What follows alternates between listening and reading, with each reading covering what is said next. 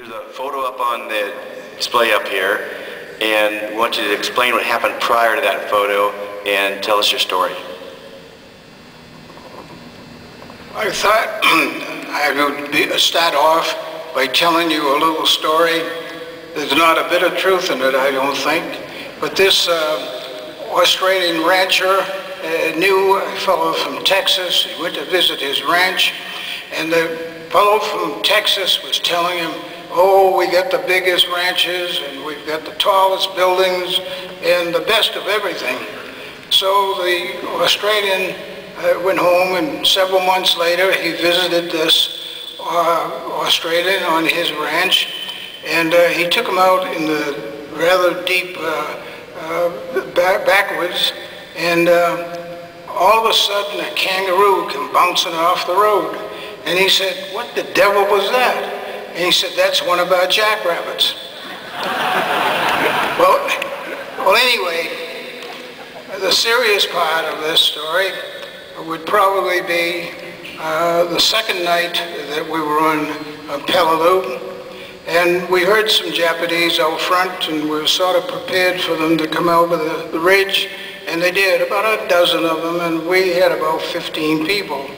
And one of them was on a higher ridge, and he came down towards me with his bayonet, and a flare went off, and I could see his face as clear as could be while this light was coming down. And he jabbed for me, and when he did, I shot him in the stomach twice.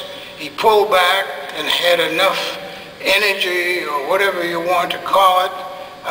He came at me again, and I was swearing, he was yelling something in Japanese, and as he did, I shot him in the forehead. He fell down on top of me, and his bayonet went through my knee. So anyway, the next morning, I looked at this poor devil and pulled out his wallet and saw a picture of his family, his father and mother. It looked like a sister. And it made you have a little feeling, if, you know, in that close action. And I looked at Bill Holman, this good friend of mine, and he had killed 2 Japanese with his rifle.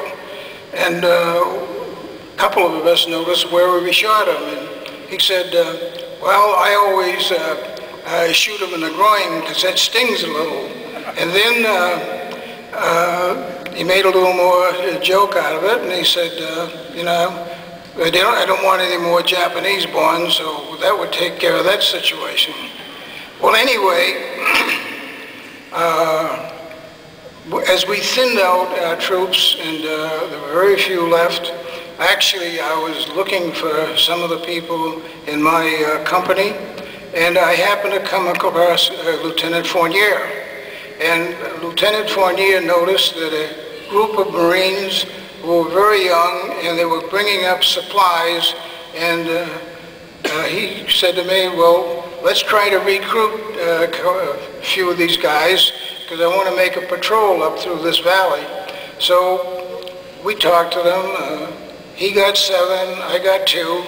Of course, being an officer, he had a little more influence than I did.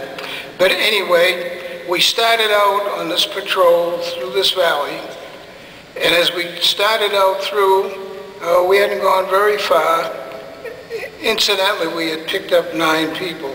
As we went out on through this trail, a big gun someplace in the hills was aiming down at us. And luckily, there was a little pathway off to the right, and we got off to the right, and the gun couldn't traverse into our direction. And within the next hour, or an hour and a half, every one of these new young Marines who had never shot a rifle at an enemy or anything were all dead from the snipers up in the ridges. And we were just wondering what to do, and then Colonel Honsowich, Lieutenant Colonel Honsowich, the battalion commander, comes sliding in between the 2 of us, and I couldn't figure where the devil he would have come from. But anyway, he ended up there, and we told him it's a pretty tough spot here. I said, all these Marines are dead. And Lieutenant Fournier said, you better skip out of here while you get your chance. Well, he did get out. How he ever did, I don't know. But the next half hour or so, Lieutenant Fournier said, jump into that swamp, and if you jump into the swamp, get up there and try to get a tank up through that track. And when I did, I get hit with a machine gun and I had 3 bullets in my right leg.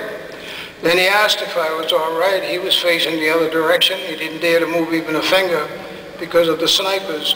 And I said I was. So I jumped in the water, met a lieutenant down there. He was arranged to pick up a tank, and about 8 or 9 Marines went up through this little road through the swamp.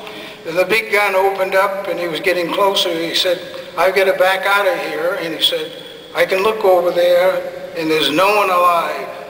So I pulled out and went off on my own because now I had no one with me. I picked up a M1 rifle, a carbine, and a .45 pistol, loaded with ammunition, but had no water or food.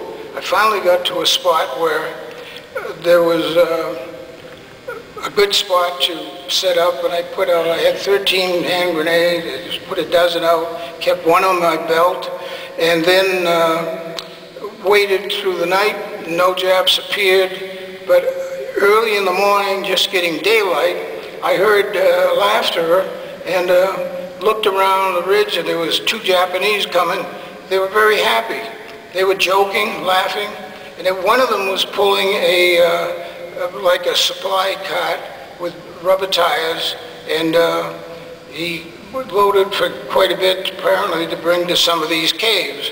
And the other fellow, he was either a non-commissioned officer or an officer, and he had a samurai sword. And so I shot the first one through the head, and the next one, he hesitated a couple of seconds to get his saber out, and then started running towards me. And I shot him twice in the stomach. Well, he yelled, lay there, and he kept going like this, and I realized he had a hand grenade, but he didn't have the strength to throw it. Anyway, he passed off, and I then thought I'd go out and get the canteen from the other soldier, the Japanese soldier, and I found out I lost so much blood, and I had no water for 2 days, so I was just wondering what my position would be, but I felt in some place you have to make a stand, and this would be it. And probably about a half hour later, I heard an amphibious tank. I didn't see it, and it came around the corner.